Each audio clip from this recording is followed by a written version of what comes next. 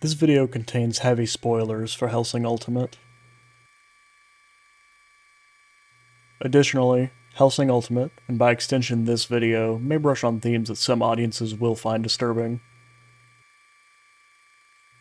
Viewer discretion is advised.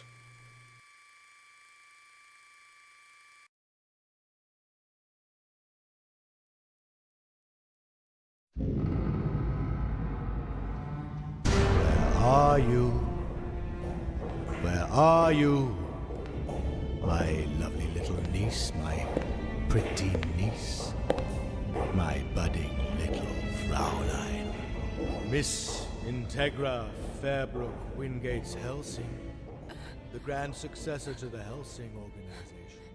Oh, my poor little lost Integra. Hellsing is a story that can be very difficult to approach for many new viewers. Not only does it have incredibly dark themes, already turning off a large portion of the potential audience, but its characters themselves have a long and complicated implied history, much of which goes untold by the author. Hellsing follows the story of a descendant of Dr. Van Helsing, the original vampire hunter of Bram Stoker's Dracula. And now that on its own would not be a problem, as Dracula, and by extension vampirism itself, has largely become a part of the public consciousness through cultural osmosis.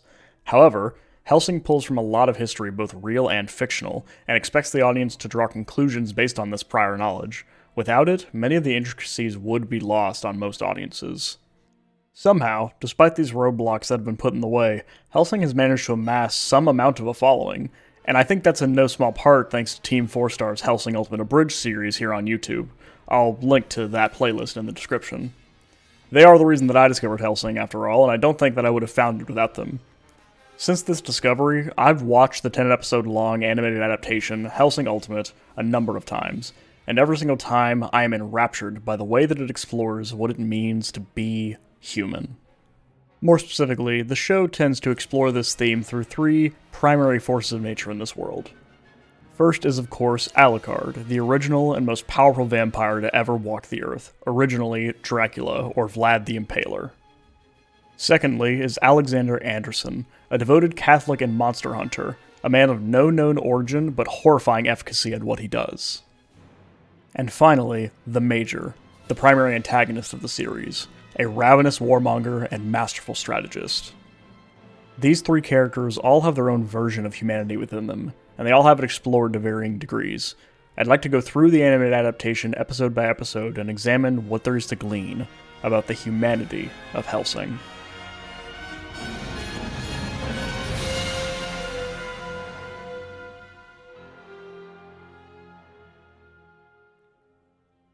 From the very opening scene of the anime, we are shown a young Integra, the current head of the Hellsing family, being hunted down by her uncle and two bodyguards.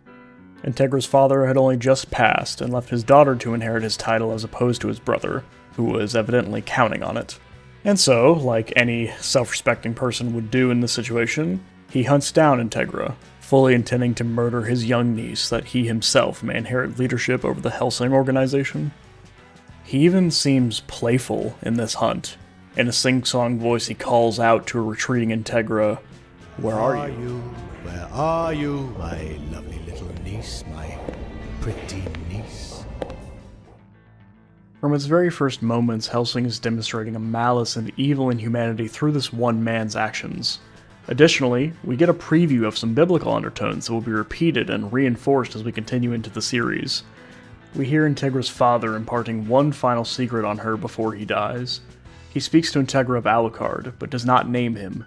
He merely says that within the basement, more specifically, Alucard's holding cell, lies her salvation. And her salvation he is. As Integra's uncle corners her and grazes her shoulder with a shot from his pistol, Alucard awakens from a comatose state of starvation at the scent of her blood. He drinks, and immediately kills the two bodyguards, and blocks further gunfire for Integra while she shoots and kills her uncle. It seems that despite Alucard's implied and later on explicitly hellish nature, he can serve as a punisher of evil instead of a source of it. As we jump forward to the modern day, we see Integra informing a police force about the nature of the Hellsing organization, described as defending the church and crown from the supernatural. She states that they have sent their top monster hunter, soon revealed to be Alucard.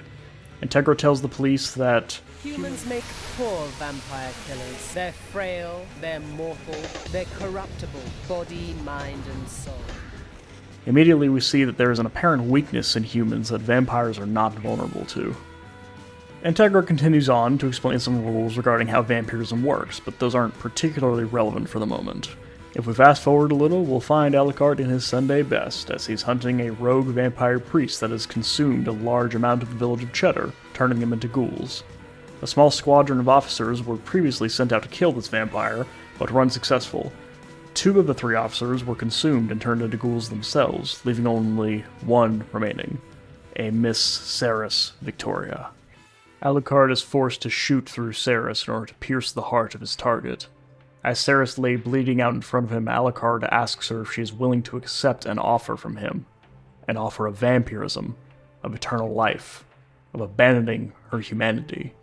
It at first appears rather peculiar that Alucard would ask permission before doing something that would save this woman's life. If we cut a bit more forward into the show, we see that Ceres did in fact accept Alucard's offer and has become a vampire. Or at least most of one. We'll get to that later on. Once again, rogue vampires have appeared and are killing innocents. This time a young couple, presumably in their late teens or early 20s. We don't get a name for the girl, but the boy is calling himself Nosferatu, another relatively infamous vampire.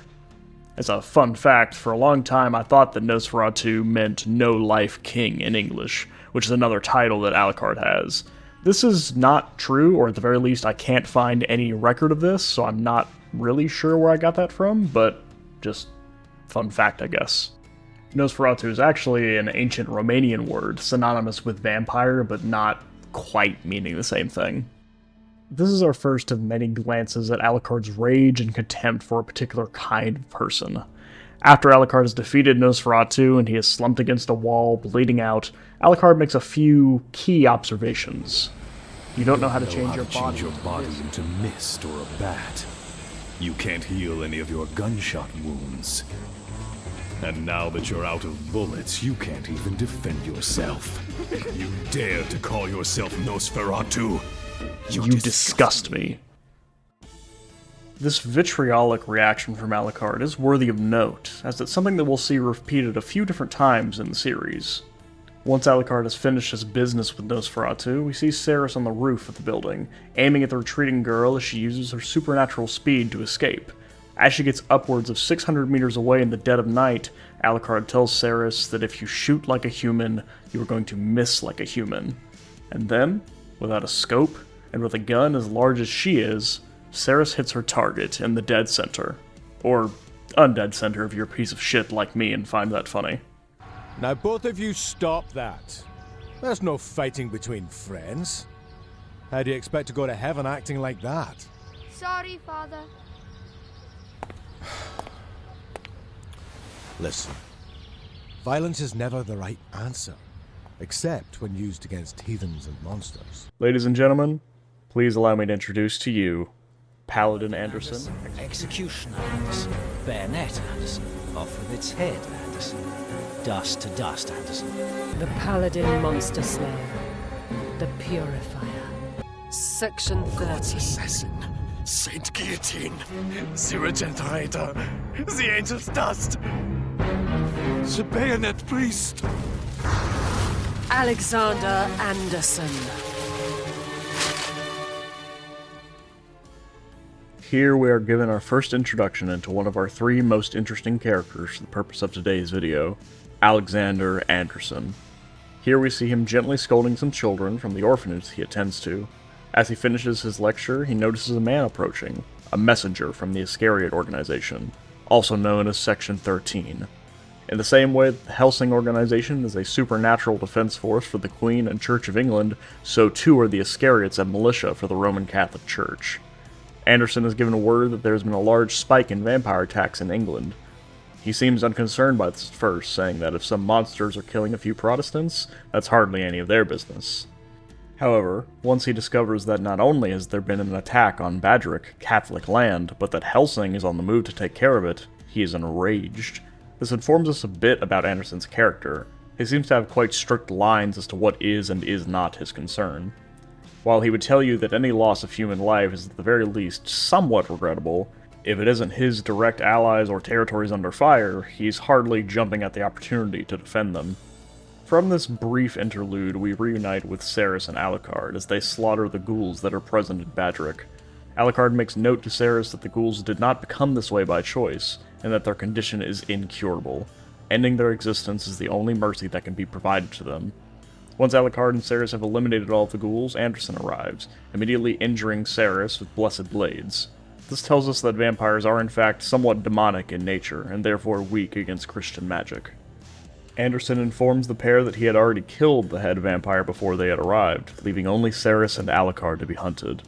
Anderson and Alucard come to blows. Alucard is stabbed directly below the neck, and Anderson is shot between his eyes. After they both fall to the ground, Alucard is the first to rise and remove the blade from himself. You attacked a vampire head-on in the middle of the night. You didn't even try to catch me by surprise. You're a brave man, Father. But you're also a fool.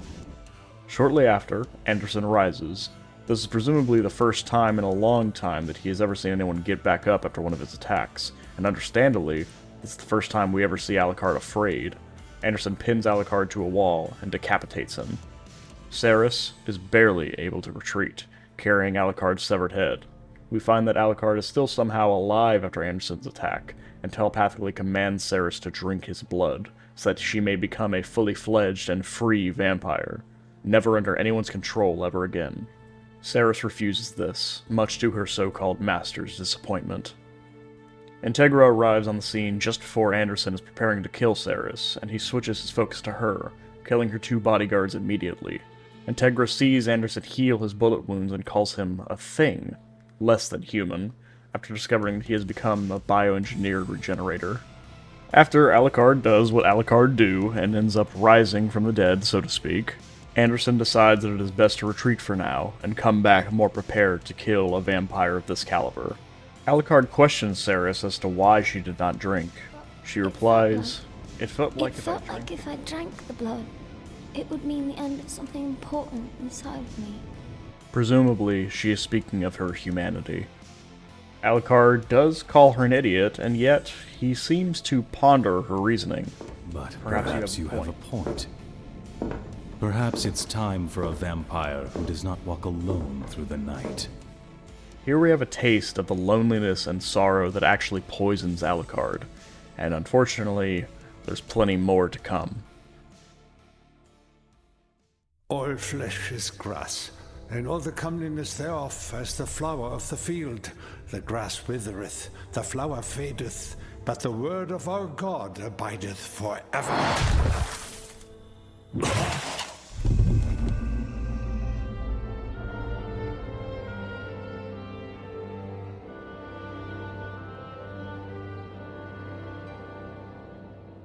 Have I been bested, sir? Yes, you are bested. This is not a nightmare you will be awaking from. Your castles are plundered, your dominions in ruin, your servants destroyed. You are judged and found wanting, Vampire King. You have nothing. You are nothing. Episode 2 opens with what appears to be Alucard's first defeat at the hands of Dr. Abraham van Helsing. An interesting detail is that Van Helsing can be seen wearing what appears to be the same coat that Alucard wears throughout most of the series. This implies an incredibly deep respect that Alucard has for the original Hellsing. Alucard awakes from this dream of memories, crying blood. He echoes the words of the late Doctor. It is nothing. We then see Integra meeting with the Round Table Hold, which appears to be a sort of council that works alongside the Hellsing organization for various purposes, and she notes that there are two key differences found in the most recent vampire attacks that have been arising compared to more typical vampires. 1. These vampires have only been shown to be capable of producing ghouls and not other vampires.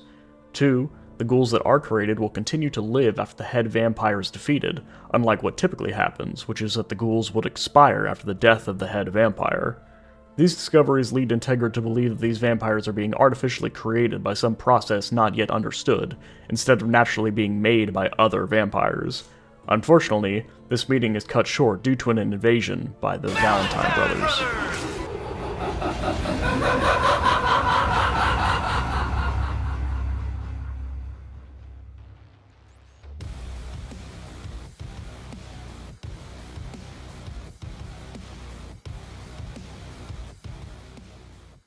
We are introduced to two vampire brothers leading a small militia of ghouls in riot gear straight through the Hellsing Manor's front gates.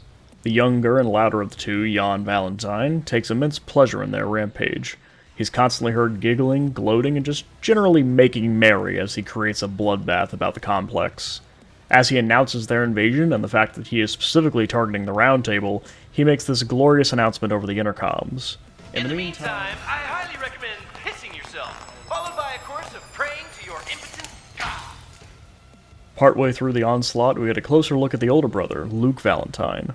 Luke wanders through the compound, seemingly bored and aimless, but with one particular goal in mind. They call you Nightwalker. Beyond human. A monster whose powers radiate with a darkness that casts a shadow on darkness itself. When I was human, I feared you. The stories, anyway. And when I gave up being human, when I became this, I began to admire you. You, the first great pioneer of immortality. That's ridiculous. You fool. There's no such thing as an immortal. There's no such thing as an immortal. Certainly odd for the immortal king of vampires to say that there's no such thing as an immortal. At any rate, as they begin a shootout, we once again see Alucard make no effort to avoid damage, and seemingly very little effort to actually hit Luke Valentine. His opponent even makes note of this odd behavior and seems intimidated by it. Eventually, Alucard even congratulates Luke on his speed and prowess in the middle of their battle. As a reward for his efforts, Alucard releases some restraints on his powers and tells Luke that he will educate him on how a real vampire does battle. From this point forward, the gap in their capabilities become increasingly obvious and at a rapid pace, as Alucard blows off both of Luke's legs. Even as Luke Valentine lay bleeding, crawling to the staircase to escape, Alucard encourages a counterattack. Summon up your familiars. Transform your body. Heal your severed legs and stand! Luke cowers and calls Alucard a monster. The Vampire King stops, taken aback by this change in his opponent, and redraws his powers into himself. So I see you for what you really are. You're pathetic. Nothing but a useless, sniveling lump of meat! Alucard is immensely angered and disappointed by yet another fraud vampire. He consumes Luke Valentine. Meanwhile, upstairs, after Walter and Ceres have defeated Jan Valentine, a second round of ghouls has appeared, specifically ones that were Hellsing soldiers before the attack. They crowd Ceres, and she becomes feral in self-defense, killing many of them. Integra leaps from her seat at the round table and embraces Ceres, begging her to stop. Towards the end of the episode, Integra asks Walter to kill the remaining ghouls, to put them out of their misery. Sir Irons, who seems to be an authority figure of the Round Table Hold, tells Walter to refuse that order, insisting that because this is Integra's facility, it is her responsibility to her men that she put them out of their misery herself. As Integra places the gun to the head of the first soldier, she says, I do not ask for your forgiveness. This is my burden.